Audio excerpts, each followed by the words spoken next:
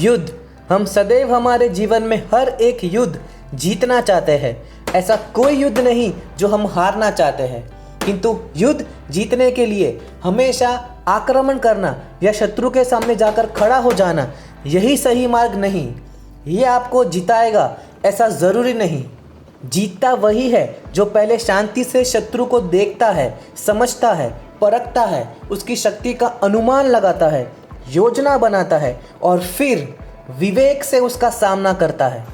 क्योंकि शत्रु कोई भी हो सकता है।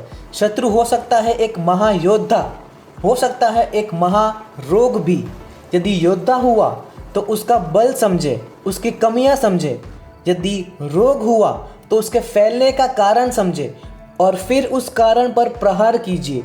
रोग सिमटेगा और उसे हराना बहुत ही आसान हो जाएगा।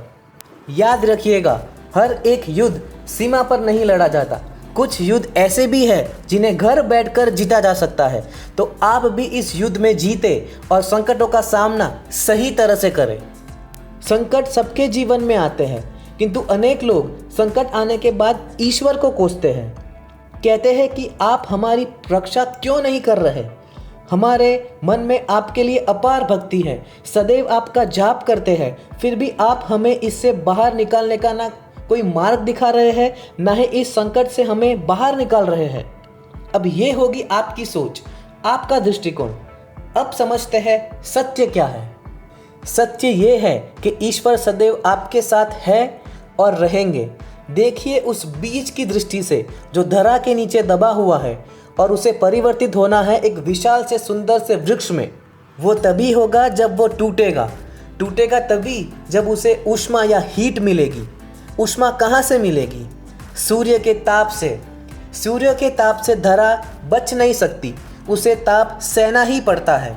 और जब ये धरा और ये बीज दोनों जब दब जाते हैं तभी ये प्रकृति वर्षा करती है और इस वर्षा से ये बीज एक सुंदर से वृक्ष में परिवर्तित हो जाता है ना ईश्वर सदैव हमारे साथ। इसी प्रकार आपके जीवन में जब भी कोई संकट आए, कोई कष्ट आए, इसका अर्थ ये नहीं कि ये आप ही के किसी पाप का दंड आपको मिल रहा है। हो सकता है भविष्य में आपको एक स्ट्रांग इमारत बनना हो, उसकी आवश्यकता हो, तो ये उसकी नींव। जितना सीखोगे, जितना शक्तिशाली बनोगे, उतनी ही बड़ी इमारत बनोगे। अभी ये भी देखें, ज्वेलरी बनाने से पहले भी सोने को भी कई बार कसौटी पर परखा जाता है, अग्नि पर तपाया जाता है। उसी प्रकार यदि आप शूरवीर बनना चाहते हैं तो संकटों का ताप सहना ही पड़ेगा।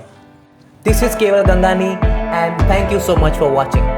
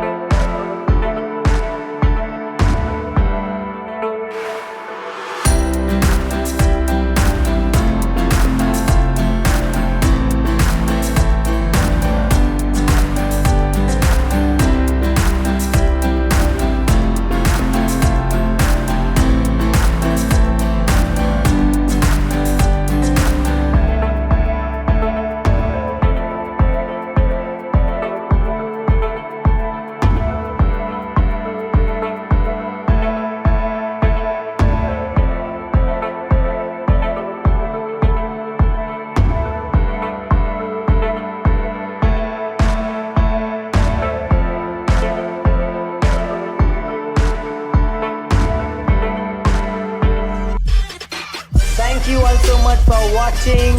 Please like and comment and don't forget to subscribe right now.